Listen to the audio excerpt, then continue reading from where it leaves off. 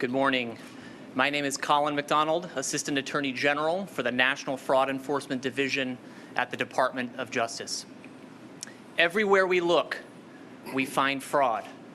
Hundreds of billions of taxpayer dollars taken from our pockets by criminals every year. For that reason, President Trump, Vice President Vance, and Acting Attorney General Blanche have rightly activated the DOJ and our fraud-fighting partners to combat this fraud epidemic head-on, because no one should be able to rip off the United States of America and get away with it. I am honored to be joined today by some of our best fraud fighters: CMS Administrator Dr. Mehmet Oz, U.S. Attorney David Metcalf, Pennsylvania Attorney General David Sunday, HHS Inspector General March Bell, Executive Director of the White House Task Force to Eliminate Fraud, Scott Brady, and our local FBI, HHS OIG, DEA, and IRS criminal investigation leadership. This team of public servants is committed to looking further, digging deeper, working night and day to unmask the fraudsters stealing the wealth of America and bring them to justice. And this commitment is reaping dividends right here and right now in Pennsylvania. Today, we are announcing criminal charges against 19 defendants for fraudulent home health care schemes that targeted Pennsylvania's Medicaid fraud program and resulted in over $4 million of fraud.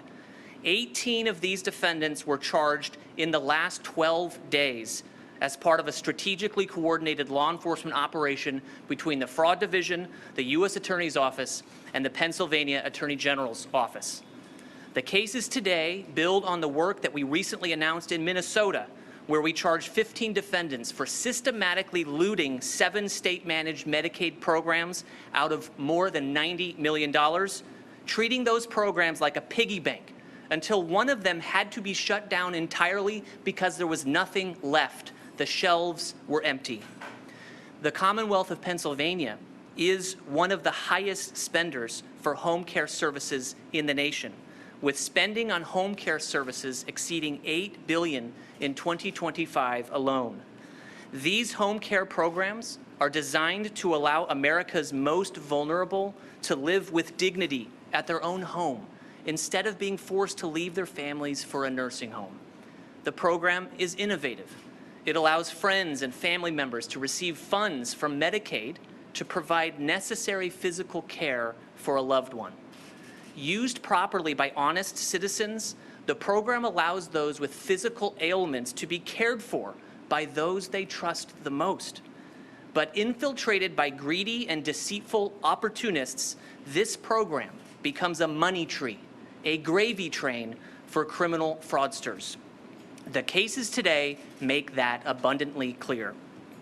They are not paperwork errors or good faith accounting errors. They involve supposed home health aides who billed the taxpayer for home care services but never actually provided those services, and supposed Medicaid patients who conspired with other fraudsters to bill the taxpayer for completely unnecessary health services. In one case, we charged 2 home health aides and 2 purported patients with causing over $400,000 in false claims to Medicaid for services the aides supposedly performed when, get this, they were actually hospitalized, working at other jobs, and even in jail. Yes, the allegations include a scheme that billed taxpayers for home care services provided when the person supposedly doing that work was sitting behind bars. That, of course, is not health care. It's just pure theft. Another indictment charges a father and son for engaging in a fraudulent Medicaid scheme. In short, according to the allegations, the father didn't need the care and the son wasn't giving it. The son claimed to be providing services to his father while he was actually working as a driver for a rideshare and food delivery service. And in fact, on one occasion, the defendants allegedly billed Medicaid for services that supposedly occurred at the exact time the son was in the midst of a traffic stop in which he was cited for possession of marijuana. On another occasion, On the very day that the son billed Medicaid for a full day of in-home care for his father, the father was not home at all. He was in a courtroom watching a different relative get sentenced for defrauding this same program. These fraud schemes not only rob Americans of their hard-earned money, they also steal the trust in our communities, destroy the public's confidence in our public benefit systems, and perhaps worst of all, sow seeds of doubt that honesty and hard work is the right path after all. That is why justice matters, to punish the wrongdoer, restore hope to victims, and to deter others from choosing the wrong path. And justice is on the move. Earlier this year, we announced a new West Coast healthcare strike force to combat fraud in California, Nevada, and Arizona. We have also announced a Medicaid strike force approved by Acting Attorney General Blanche to mobilize 15 additional fraud prosecutors nationwide to combat Medicaid fraud. Just last week, we convened a historic federal-state partnership event in Columbia, South Carolina, where leaders from across 7 states in the Southeast gathered to strengthen coordination and expand joint anti-fraud initiatives. And we have launched a historic $300 million grant program to allow state and local prosecutors to join the DOJ and fight fraud and other crime. I thank Attorney General Sunday for being one of the very first offices to join our grant program, and we look forward to receiving multiple special prosecutors from the Attorney General's office in the near future. As another step in our growth plan, we are announcing today that our Northeast Healthcare Strike Force team is expanding here to Philadelphia. This will place dedicated fraud prosecutors right here to further root out the fraud in Pennsylvania. This district has a long-standing tradition of not only prosecuting egregious frauds like the ones charged today, but also a history of excellent corporate enforcement, both civilly and criminally. In fact, today the U.S. Attorney's Office is announcing charges against not only individuals, but a company, a home health agency that participated in the fraud. We are proud to join in partnership with U.S. Attorney Metcalf to ramp up our collective efforts to root out fraud here in Philadelphia and across Pennsylvania. This remains the early stages of the build-out of our fraud-fighting team, with the support of President Trump, Vice President Vance, and the White House Task Force to Eliminate Fraud, Acting Attorney General Blanche, and the entire fraud-fighting apparatus. The Department of Justice will continue expanding our reach across the country to pursue all fraud, no matter how large, no matter how small, no matter how hard. And I will conclude with this. To those taking advantage of home health funds that are so critical to allowing aging and ill Americans to live and receive care at home, your time is up. We will no longer tolerate fraud against our most vulnerable citizens and our most important health programs. And to anyone engaged in healthcare fraud of any kind, of any size, we see you, and we are doing everything we can to bring you to justice. The era of getting rich off the backs of our programs for our sick, elderly, and disabled is over. Thank you all for being here. I'll now turn the podium over to Dr. Oz.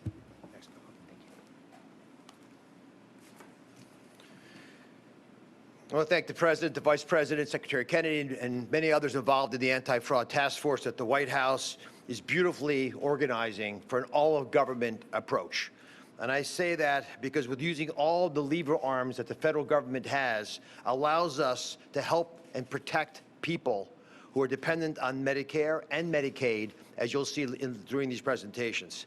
Colin, the all-star team you've put together, there's many members on the dais, but the U.S. Attorney's Office, the Eastern District of Pennsylvania, the Northeast Strike Force, the DEA, FBI, HHS OIG, the Criminal Investigation Units, the Pennsylvania Attorney General's Office, all these groups have come together. We need states involved, and I'm speaking to that issue as the person who has to look at all the numbers as the administrator of CMS. Now, we're facing a personal care services crisis around the country. The surge in enrollment of individuals in these programs is stunning. So shocking, we have to double-check our numbers. We don't think it's possible that it's happening, but it is. In California and New York, the #1 job in the entire state is personal care services. Guess what? It's good to be home, because it's true in Pennsylvania, too. 50% dramatic more people serving in the personal care services space, that's home care, than is in retail. That's where Pennsylvanians are going. It's becoming a jobs program. Medicaid fraud in the state is costing taxpayers for care that was never delivered, or even worse, harmful. It's costing patients their health, their trust in a system that was built in a high-trust environment, a place we all thought that we would be able to be safe, because who would steal from the poor? As Colin outlined, many people, unfortunately, are doing just that, and we're coming after them. What we're exposing today is a diabolical breach of trust, a violation of the sacred bond between patient and caregiver. It is a catastrophe that can only be dealt with in the way we'll be outlining for the rest of this presentation. Today's defendants included an aide who billed Medicaid for care claimed to be delivered while they were in jail, or while they were being arrested, or while they weren't in the country. The list goes on and on, one more disbelievable than the next. And it's not just individuals. There's a home care agency, 2 owners who are charged with billing Medicaid hundreds of fabricated clock-ins. Again, care that was never delivered at all. And we have evidence of that. CMS's job is to make sure this money reaches the people who actually need it. That's the grandmother who desperately needs this money to stay out of a long-term care facility. It could be a vet who relies on this to get help because he's stuck in bed. All these individuals deserve our love and support, not the criminals who have hurt them. We've reviewed Pennsylvania's personal care billing trends. I'm going to give these numbers to you slowly because they're really important. This is the federal government's data on Pennsylvania. Pennsylvania ranks 5th nationally in average monthly payments, both per beneficiary and per provider. That is way out there. Be number 5 in both those categories. More expensive, that is, in 45 states. Over 96% of personal care claims here are illness unspecified. That's how they're titled. So we can't track them. It doesn't help if the U.S. Attorney or the Attorney General can't possibly find the fraud because people aren't actually telling us what they're really doing. We have to change that history that's evolved here into the norm. And finally, average payments per beneficiary, more than $50,000. Think about that, $50,000 per person getting home care in the state on average, far above what you'd ever expect. All this points to fraud. The cases like these are exactly why a whole government approach is so critical and why we have to develop best practices of how to evolve this system. You're going to be hearing from Dan Brillman in a second. He runs Medicaid. He's going to touch on another problem that's a big one in Pennsylvania, which is autism care services, and why they're, again, not only are they off the chart in Pennsylvania, but the rest of the country, but we are actually here to help. We're giving you a toolkit that will allow the state to be able to tell what's good, what's not, what's foul, what's fair, so we can identify the best use of our funds. Yesterday, I was in Maine. We're investigating home support services, just like you're seeing here, for adults in that case who have autism. Medicaid spending of the top 10 providers there has dramatically increased over the last 6 years. In fact, across the board, if you look at fraud in healthcare, all gone up in the last six years. What happened in 2020 that has catalyzed this? What has allowed this corruption to be weaponized? It's COVID. COVID appears to have unleashed massive fraud through grifters because criminals knew the federal government would not follow up on the money that was spending out. We told the world we were open for fraud and they could start harpooning us with their spears. No mas, no more. We are now making it very clear this administration will not tolerate this fraud. The massive increases that have grown to the kinds of numbers you could not imagine being able to show on a clipboard, with 90% of services billed and paid for, in Maine in particular, where there is no justifiable backup for it. 9 out of 10 services, you can't justify they should have happened. It's the opposite of what you'd normally expect. We have no tolerance for anyone who invents hours, invents a disability, invents a workforce at the expense of people who depend on these programs. And if you love these most vulnerable Americans, you should care as well. With this all-of-government approach, no scheme is too sophisticated, no fraudster is too elusive. This all-of-government approach includes the states, which is why you have state representation here. And these kits that were crafted are going to help these states, all of them, cope with this problem. We have at CMS an additional bit of information about these problems that Killer Kim, as she's gotten to be known, is going to describe next. This is going to, I think, help dictate how we will intervene if these numbers are not addressed. Kim. Great, thank you, Dr. Oz. What you just heard on the personal care front is only one part of this fight. CMS is going after all of it. I want to build on that with an update on one of the areas where we've made the most progress, hospice. Since President Trump took office, 1,076 hospices have been removed from the Medicare program in California alone. This represents a 47% reduction in the number of California hospices compared to the peak during the Biden administration. To put that in context, Los Angeles County alone had more than 1,850 hospices. So these are hospices that are no longer under review, they're not on a watch list, they are gone, thrown out of the program entirely, unable to bill Medicare, unable to touch another taxpayer dollar, unable to take advantage of another vulnerable beneficiary. And we're not stopping at California. In May, CMS put in place a nationwide moratorium on new hospice and home health enrollments, the broadest action CMS has ever taken in this space. It's in effect through mid-November, and we're using that time to investigate all existing facilities, dig into the data, and remove bad actors, not just process the next claim. That matters here in Pennsylvania, too. In its written response to Dr. Oz's revalidation request letter in late April, Pennsylvania stated that it is using the federal moratoriums as a reason to review its program integrity efforts. The state also indicated that it would implement a moratorium on newly enrolling hospice providers and evaluate whether a statewide or geographically targeted moratorium is necessary for home health providers. But CMS has not yet received a moratorium request from Pennsylvania, so we are challenging the state today to follow through on that commitment and take the action needed to protect beneficiaries and taxpayer dollars.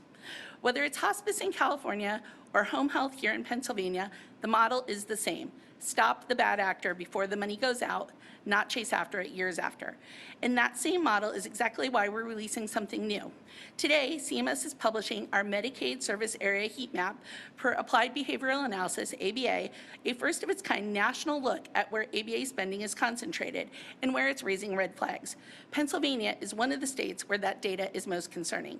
I'm now going to turn it over to our Director for Medicaid and CHIP Services, Dan Brillman, to walk you through what the heat map means and what it means for kids and families here in Pennsylvania. Over to you, Dan. Good morning. As the leader for Medicaid and Children's Health Insurance Program, when we see problems, we come with solutions. You know, Medicaid is a safety net program, and we want it to be there to catch you now and for years to come. Stomping out fraud and corporate corruption is how we ensure it is there for you. And fraud in applied behavioral analysis, or ABA, is no exception, which is why today we're announcing an ABA toolkit to help states drive best practices and policies across the country. Now, ABA therapy is meant to give kids with autism one-on-one support. They need to build useful skills, communication, social interaction, independence, delivered through direct hands-on support intended to improve quality of life and autonomy. But here's the problem. Between 21 and 2025, Medicaid spending on ABA grew 6 times faster than the number of children actually receiving the service. Nationally, it went from $2 billion to $10 billion a year, a 420% increase. Some states saw 2,000% increases. One state has over now 45,000 ABA providers alone, about 9 times the number of pediatricians in the state. This should raise serious concerns for everyone. We know issues that we've seen on the news like Minnesota, where their billing for services exploded from $3 million in 2018 to $400 million in 2023, a surge driven by organized fraud rings providing kickbacks for parents to sign their children up. But here in Pennsylvania, the data tells a similar story. ABA services now, as Kim just talked about, carries a high risk score, growing from $144 million to $587 million between 2021 and last year, and the second highest in the nation for average monthly payments per provider. Here, we have had one provider who claimed to have delivered 500 hours of one-on-one ABA therapy to 2 children, 2 different locations, all at the same time.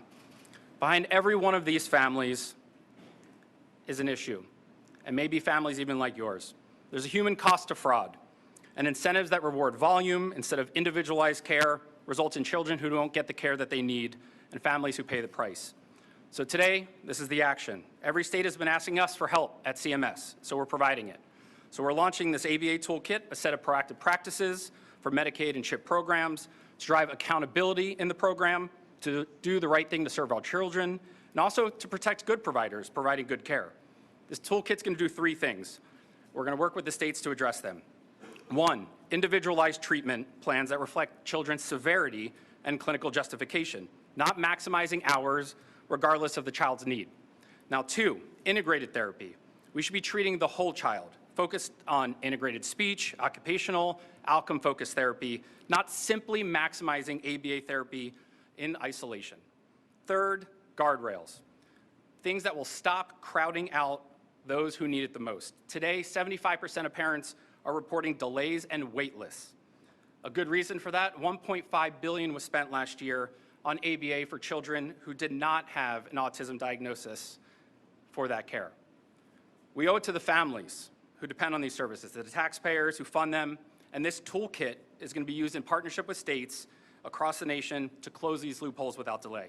So we look forward to releasing this toolkit today to the public and hope everyone ensures resources remain available for those who need it the most. I'm going to turn it over to U.S. Attorney for the Eastern District of Pennsylvania, David Metcalf now.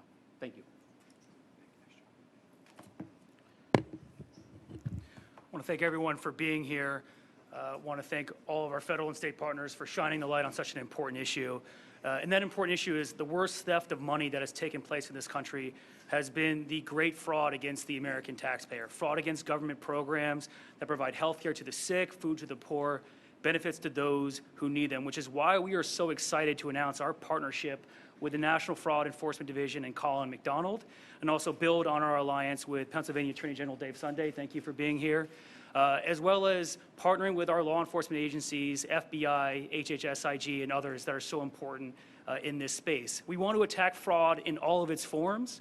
As Dr. Oz, Kim, and Dan just told you, Medicaid fraud in particular has many different forms of fraud.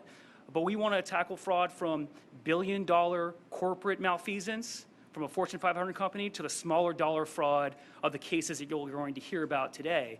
And the cases that we want to highlight today exemplify a much greater problem. And it's a problem that has plagued our region and our community for many years, and that is the epidemic of home care fraud in this community. And for those who aren't aware of how these schemes work, I'll give you a brief overview. Medicaid, administered by the state, the Department of Human Services for Pennsylvania, allows a specific program whereby patients can have personal care services in the comfort of their home and get Medicaid reimbursements. But in practice, it has proven difficult to verify that those services are actually being provided, because ultimately, anyone can be a caregiver. You can be an individual with a criminal background, no medical training or background at all, and you can be a caregiver, and the beneficiary or the client can select whoever they wish to be their aide. And so therefore, two people can easily collude to scheme this system, and once in the system, and this is the important part, it's tough to verify that the services are actually being rendered, because the caregiver or the client behind closed doors simply can tap a button on their smartphone app or call in, and that record doesn't actually establish that the person was actually there or providing health care services. And the result is what you see on that chart over there, which is since the Pennsylvania Department of Human Services established this program in 2018, $120 million billed in Pennsylvania home care services in 2019. 2020, $2 billion. 2025, $8 billion. This is not the reflection of supply and demand. It is a reflection of the systematic exploitation of a vulnerable program by fraudsters and, as we allege, sometimes drug dealers. I want to tell you about these cases with two qualifications. First, all the credit goes to the prosecutors and agents. It was their hard work, their brains, their sweat that built these cases. That's why we're here today. And number two, as shocking as these allegations are, at this stage they are indeed only allegations. Every defendant is presumed innocent until proven guilty in a court of law. But they are shocking allegations. Across these cases, we have home care services billed that were not rendered by aides that were dead, that were in prison, that were selling drugs, aides who billed over 24 hours a day repeatedly for a year, aides who billed halfway around the world in Saudi Arabia, aides who were billing while jet-setting across the Caribbean and Europe. And I want to highlight two cases our office charged today. First, two defendants, Sean Murray and Charles Bowie, in related cases. Sean Murray has already been separately indicted by our office as a federal narcotics trafficker. He is in the prison behind me right now as a federal drug trafficker. And we allege that in addition to selling cocaine, he was ripping off Medicaid by fraudulent home care services that were not actually rendered. Instead, he was at the gym, he was at the massage parlor, he was on a cruise, and at worst, he was packaging narcotics to run his drug trafficking operation. In a jail call that was recorded in August 2024, Sean Murray boasted about how easy of a racket it was. He said, "This home health care is the best kept secret." This scheme also illustrates, unfortunately, that too often the clients and the beneficiaries are in on this scheme. In this case, we allege that Murray paid kickback to his clients to go along with the scheme.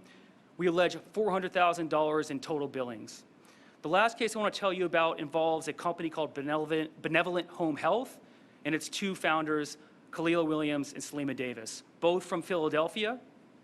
And we allege that this case actually originated from a DEA investigation in the drug trafficking activities of Miss Williams' husband. When DEA agents raided his house, while he was being arrested, he said, "Hold on, I need to clock out of my shift." And when the agents asked what he meant by that, he said, "Everybody is doing this. If that's a problem, you'd have to arrest the whole city." That is shocking, and it illustrates the extent of the problem that we're dealing with here. Everybody is doing this. It gets worse. After Miss Williams' husband was sent to prison, the billing for his home care services continued. While this man was in the prison behind me, the company and Miss Williams billed him for home care services. A federally charged narcotics trafficker, literally sitting behind bars in the federal detention center, was still being billed for home care services. This was after, mind you, that Miss Williams and Miss Davis were billing services while he was actually conducting his narcotics trafficking operation, packaging, selling, distributing drugs. And it gets worse. Miss Williams and Miss Davis also billed for an aide that was dead, 600 clock-ins in a year, to the tune of a total of $225,000 in Medicaid billings. In short, we are being ripped off. These cases and these defendants make a mockery of your tax dollars, but it ends today. If everybody is doing it, it takes everyone to stop it, which is why I'm so pleased to see everybody here today from our federal and state partners, because this is going to take the total force of the United States government and our state partners to combat this problem, and we look forward to doing so. Thank you.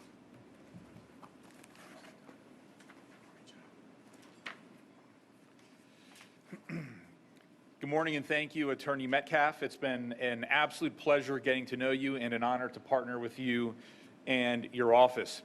We've seen great progress here in Pennsylvania in building Medicaid-related criminal cases and resulting prosecutions of those who have defrauded and steal from the system, and those who neglect and abuse patients that are dependent on that care. And before I go into the details about some of these cases, I want to remind people of two things. Number one, these cases aren't just financial crimes. These are cases that directly impact the health and safety of people in our community, especially through the neglect cases where care should be given and people are being paid to provide care, and then the care is not given. And we actually have had cases in the not too distant past where people have died as a result of not receiving those medications. I'd also like to say that, you know, oftentimes as the Attorney General and as leaders, we get to stand here and have this conversation with you, but I want to make sure that we identify and thank and acknowledge all of the hardworking agents and all the hardworking prosecutors that work relentlessly on these unbelievably challenging and complex cases. And so for all of them that can't stand up here today, I want them to know that they are appreciated and they're respected, and we're grateful for your hard work. So last year, Pennsylvania led the nation in Medicaid fraud convictions. And the year prior to that, we led the nation in the number of defendants charged with Medicaid fraud. A lot of that work happens right here in Philadelphia, the Commonwealth's largest metropolitan area. But no great progress ever happens in a silo. The Pennsylvania Medicaid Fraud Control Unit, housed in my office, receives 75% of its funding from the United States Department of Health and Human Services, about $13.5 million for this current federal fiscal year. And for that, we are absolutely beyond grateful, because if it was not for that assistance, the Medicaid Fraud Control Section here in Pennsylvania would not be doing the amazing things that it is doing. And again, we are beyond grateful for that support. These cases involve meticulous investigation, requiring a lot of resources, personnel, and a tremendous amount of work hours, and collaboration with our federal, state, and local partners. Literally, none of this could get done without teamwork, without working together and collaborating, and that is exactly what you are seeing here today. The array of conduct and bad actors is wide-ranging. Some of this conduct involves very sophisticated schemes and planning, and there are other cases where we have the same clear patterns of theft and fraud, but those schemes are not anywhere near as expertly disguised. All the cases involve intensive investigations and investigative work to build criminal cases strong enough to reach convictions. It is, I want to say that again, to reach convictions, because it is absolutely crucial that we reach convictions in these cases, because the only way that we can hold people accountable is through convicting them of these charges that have been filed against them, sending a message to the world, letting them know that they will make far less money going into this than they think, and that they will definitely be convicted and go to jail. So there is a great commitment and passion required from the agents, the attorneys, and the support staff working on these cases. Last year in Pennsylvania, we had convictions against 115 defendants. Those convictions involved the recovery of about $41 million that was stolen from the state Medicaid program.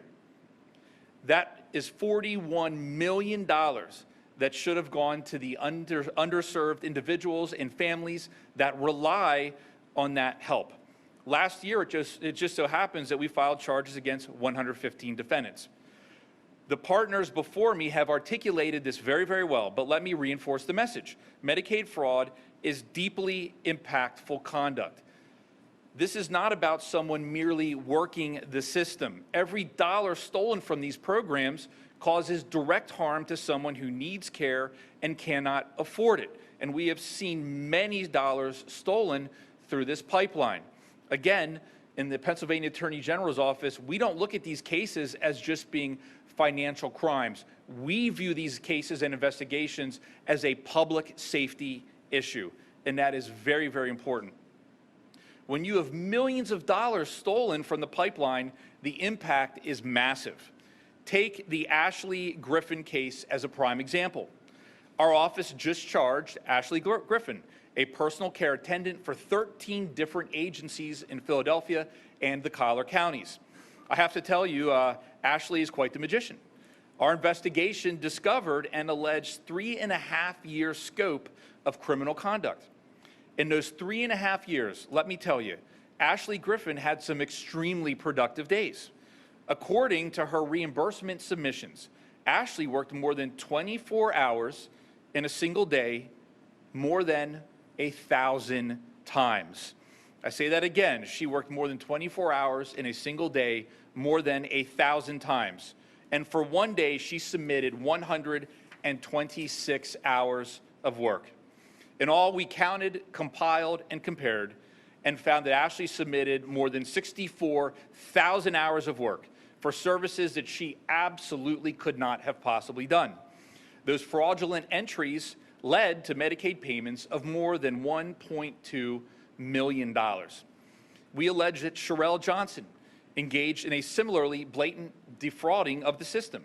She submitted more than 24 single-day hours of reimbursements on nearly 400 separate days. Again, these might be half comical if they weren't unbelievably serious criminal acts causing a tremendous amount of harm. I emphasize, as always, that these are alleged acts, and the charged defendants will have their day in court. Pamela Greer, over a 6-month period, she allegedly submitted more than 1,300 work hours regarding home care for a recipient that we determined was incarcerated on drug charges at the time.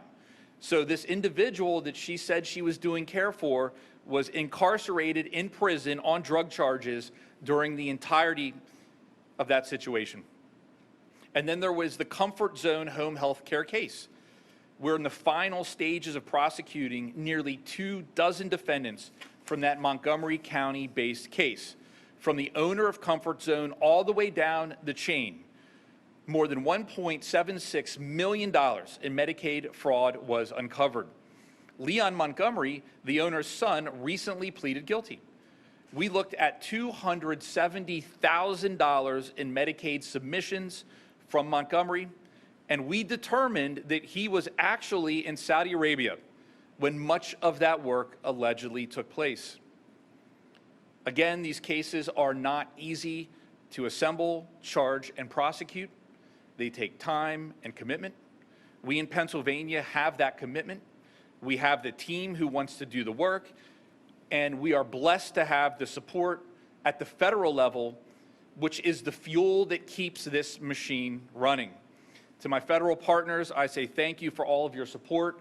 I know that we are all just getting started, and I would lastly like to remind everyone again that may be watching this that this is more than a financial crime. This is a very dangerous public safety issue, and a lot of people who should be receiving help are not receiving it because of this. Thank you.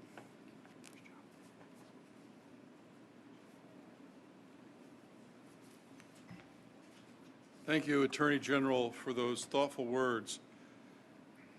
I want to do two things. I want to introduce you to where the Inspector General's office fits into this very important team effort, and then step back a little bit. You've heard a lot of very granular, highly accurate details about how this work is done. But before I do that, I want to talk about Secretary Kennedy and Dr. Oz for a couple of sentences. These are two gentlemen who have decided to spend their lives improving American health care. That's what they care about. That's their heart. I think Dr. Oz probably spent 10 years learning to transplant hearts. And they're still doing that work. That work continues to go on. We're continuing to improve health care, access to health care, new technologies, new inventions. But this fraud has been an interruption to that effort. So Dr. Oz and the Secretary now have two jobs: improve American health care for everyone and fight fraud. So we want to emphasize that work is close to our hearts and very important.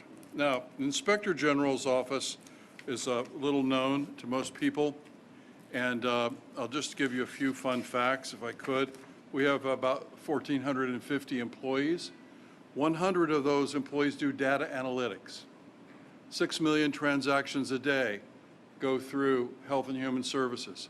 Somebody has to look at those and write programs using types of AI that I don't know anything about and find out where the anomalies are. So when somebody's billing for more hours than are possible, that might first appear in a database at the state level or at the federal level. They catch that, they move it over to the investigators, of which we have over 400. They start a case. They include the FBI, IRS, Homeland Security, and our other partners, and investigate the case. We also have people that do audits of these programs. We figured out in advance that something was amiss in a lot of the autism programs in many states. That comes back, and again, it goes to the investigators. Data analytics goes to work, and you find out that there couldn't possibly be that many children in these autism programs. As you may remember, in one state, Minnesota, they had $1 million spent on autism services for children, and 5 years later, they were spending $343 million, a statistic that we don't get tired of repeating.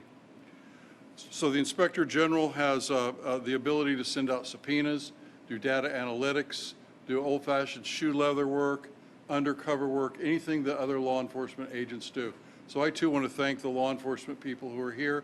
The long nights or days alone with a computer screen, looking at a spreadsheet, looking at timesheets, looking at records, writing subpoenas, doing search warrants, doing shoe leather work. They are one of the real heroes of today. Now, on the atmospheric side, you've heard a lot of details, but let's step back for just a minute and think for a minute about where we are. This is, after all, Philadelphia. A few blocks from here, one of the great documents of Western civilization was written 250 years ago. It is the theme that we all remember when we care about what's going on in our communities and our government: life, liberty, and pursuit of happiness. But there's another important value that came from another organization 170 years ago, the CHOP, founded by a doctor, Anglican parishioner, who said, I don't like what's going on with my neighbors. the mortality rate is too high. So he starts a hospital. Now think about some of the hospitals in our region. Mercy Medical, the name of that hospital. Cedars-Sinai. And don't ever forget that a group of nuns sitting over a wooden table and a bowl of soup came up with the idea for the Mayo Clinic. So these are core values that come from the idea of treating your neighbor the way you would like to be treated. So these two values, Declaration of Independence and treating neighbors with love, means that the infirm, the elderly, the disabled, widows and orphans are cared for. The least of these are not left out. Consider with me just for a second what it means that that's under attack. Who steals from these people? What kind of person steals from these people? Not the people who care about the values of the Declaration or about caring for their neighbors. They care only about themselves. And they don't care, as the Attorney General very articulately said, they don't care about what's going on with the poor or the infirm or the disabled or the children or the widows or the orphans. But I know the people in this room do, and I know that's their values. I just want to thank the rest of the partners here. It's always difficult to speak nearly last when you have all the details, but this is a civilizational challenge. People are demoralized in our country about health care. People are working to improve it, but until we get control of this fraud, if you think back 2 or 3 years what the Government Accounting Office said, take a look around the room, 1 in 5 of us was working all year to pay our taxes, and they were being stolen. 1 in 5. That's how much the GAO estimates we're losing in these programs to fraud. And this is a group that says not on their watch. I like to know Moss. And I also like Dr. Oz's quote, he didn't use it today, but he often uses it, that if we took the fraud out of Medicare and Medicaid alone, we'd extend those trust funds 5 years. That's caring for your neighbors. That's making sure life, liberty, and the pursuit of happiness applies to everyone. So thanks again to the shoe leather, the late nights with the screen, the spreadsheets of the agents, and also the kind comments of the Attorney General. My office funds and certifies 50 Medicaid fraud control units around the nation. Pennsylvania's in the very upper echelon, and one of the ones we ask others to look at. We've got a handful of very non-productive ones we're working with very closely to get them up to speed. But I want to thank the Medicaid Fraud Control Unit, which has some very hardworking people, but leadership matters. I thank the Attorney General for his leadership in that area. I also want to introduce you to Brad, my good friend, Scott Brady. His name is not Brad, Scott Brady, who we had at HHS and was stolen away from us by the President's Fraud Task Force. Thank you, March. Good morning, everyone. Thank you so much for being here today. I'll keep my remarks brief. I want to really everyone to focus on the great work of the Department of Justice and the State Attorney General. As March said, my name's Scott Brady. I'm the Executive Director of the White House Anti-Fraud Task Force.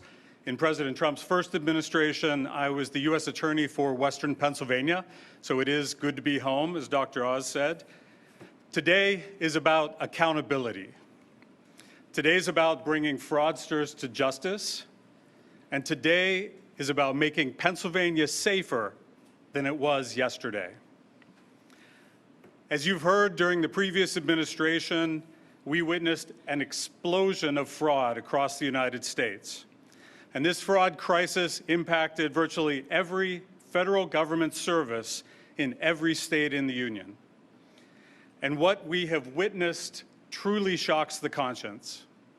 From the Leering Center in Minnesota, to fake hospices in Los Angeles, to here in Philadelphia, a fraudster running a home health care business from that prison, billing for services never provided, stealing your tax dollars, stealing from the poorest and most vulnerable of our citizens. In response to this crisis of fraud, President Trump and Vice President Vance have launched the most comprehensive, most aggressive war on fraud in American history. Under Vice President Vance's leadership, the Anti-Fraud Task Force leads 15 federal agencies in an all-of-government strategy. And President Trump's mandate to us is clear. He wants us to stop fraud by first preventing money from going out the door, and second, thanks to Colin McDonald and the Department of Justice, he wants fraudsters put in jail. Full stop. Today, two of the task force's most important partners, the Department of Justice and the Department of Health and Human Services, are delivering justice to fraudsters.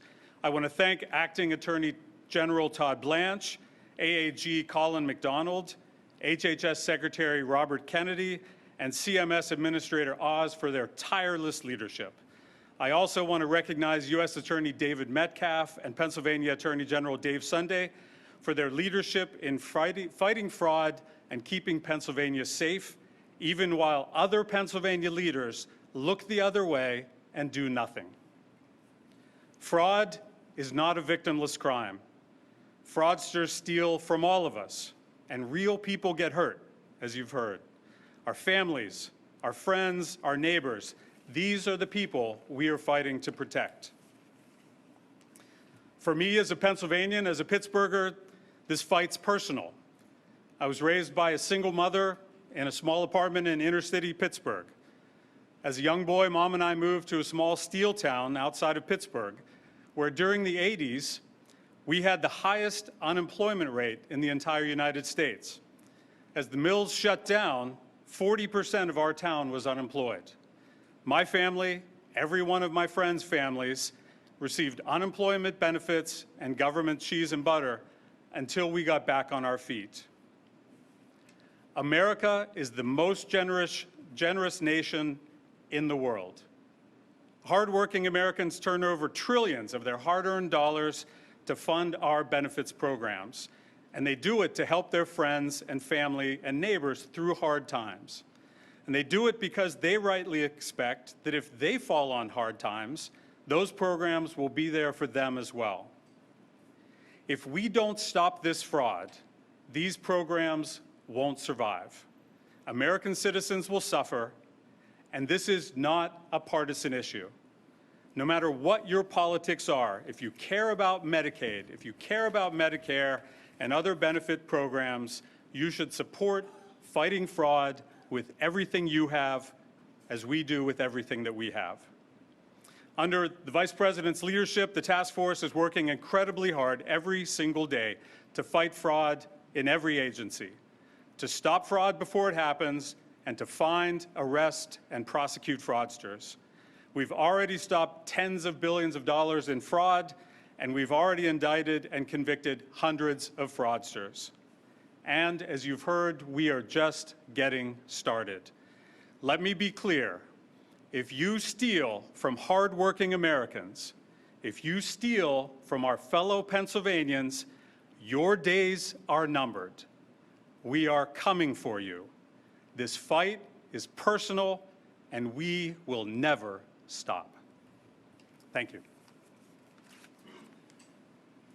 Thank you, Scott. We'll take a couple of questions now. Yes, sir. They're dealing drugs out of prison. How are they getting a cell phone or something to clock in and out of in the prison? So I think you're referring to one of the charged cases, and I won't get specifically into the allegations of that case, given the open nature of that current prosecution. But speaking generally, what these schemes involve are individuals who are not where they say that they are, and who are in a conspiracy with someone else away from their location, where they can work together to then exploit this program. As U.S. Attorney Metcalf said, once these individuals are inside these programs, it's very hard to be able to determine whether or not the home care services are in fact provided. And so that's why someone from even prison would be able to be in a conspiracy with someone outside of prison to keep billing, to pretend as though they're in a different place at home providing care to an adult relative. Can I add something to that? So in that case, In that case, the person in prison was being billed by a co-conspirator. The person themselves was not billing it. So take Ms. Williams' husband, in that prison behind me, was being billed by Ms. Williams while he was in prison. The allegation in that case is not that he had a cell phone billing in prison. Just to clarify. And what are we looking at with those pictures there? So I'll start from there. That's the chart I described in terms of Pennsylvania Medicaid spending.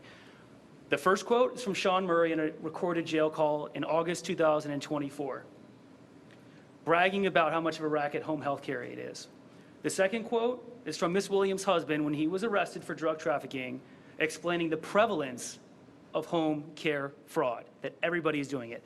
The pictures themselves, I'm going to go from the top to the bottom.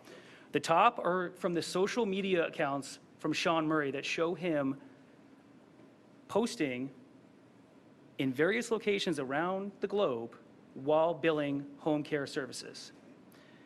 From the bottom, these are surveillance photos taken by federal agents while Mr. Murray was billing home care services, but we allege was in reality trafficking drugs. Are all of these cases connected to that same agency, the Comfort Zone Home Health Care LLC, or are they a variety of agencies? These cases kind of span the spectrum of different actors and different entities that are involved, but all of them are connected by that common theme of exploiting this home health care program.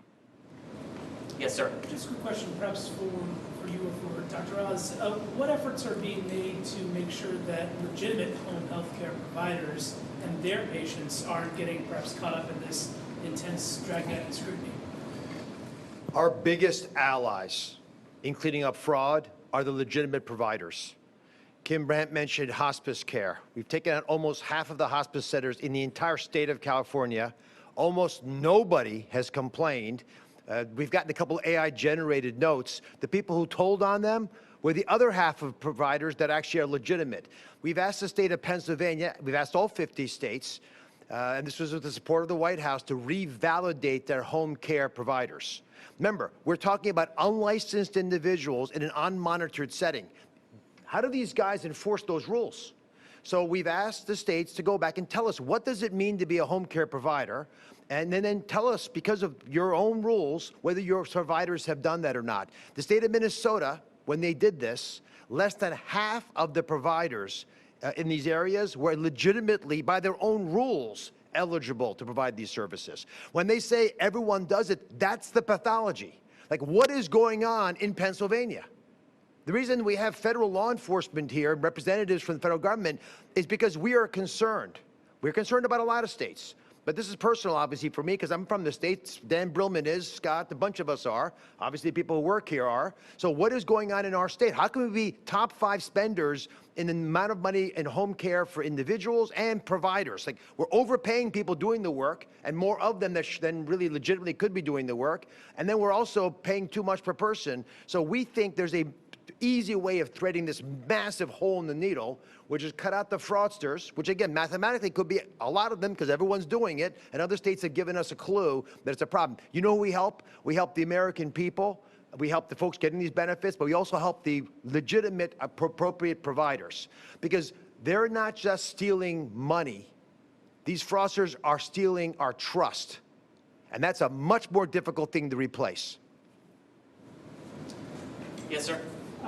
Question about electronic visit verification. That is supposed to make sure people are getting paid for being at work. So is the idea that you have the person who's the recipient, the beneficiary, is the one who's doing the verification, even if the person is in Saudi Arabia? And how does someone who's billing 13 different agencies, they have to do the EVV, right, for all those visits? How does that work? So there was a federal statute passed in 2020 to try to address this problem. I'm here to tell you that it has not worked, because ultimately, all it takes is, if you have this smartphone app, is to tap a button.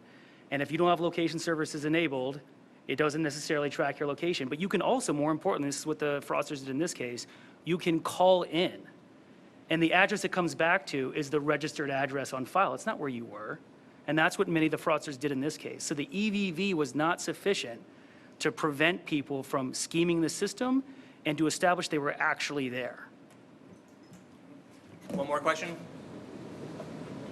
Unless there are none, thank you all. Can I ask a quick one? Yeah, one question. I know that you talked about the dramatic increase in home care providers and how there's skepticism of how they're all legitimate. California has argued that they have just ramped up their programs dramatically in the last couple of years because they've been encouraged by the federal government and since COVID to keep people out of nursing homes.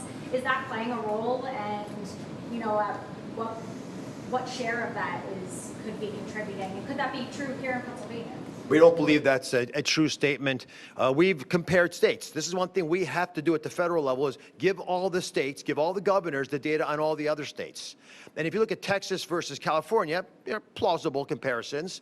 They're not seeing the same kind of increase hours. It's not just providers.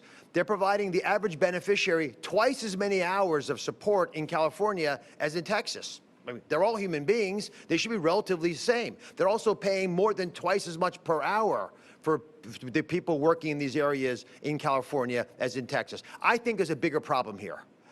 And this is not fraud, waste, and abuse by itself. This is corruption on the underlying system. When you corrupt the practices that rat out the foundation of the boat that we're all in together, and we start taking on water, we can start pointing fingers. But when everyone is doing it, which is maybe the most important quote from this press conference, not said by any of us up here, that's a real pathology. Because then if you're not part of the corrupt system, you're a fool. When I'm lying to you, and you know I'm lying to you, and I know that you know that I'm lying to you, and on and on and on, that's how countries collapse. Thank you all.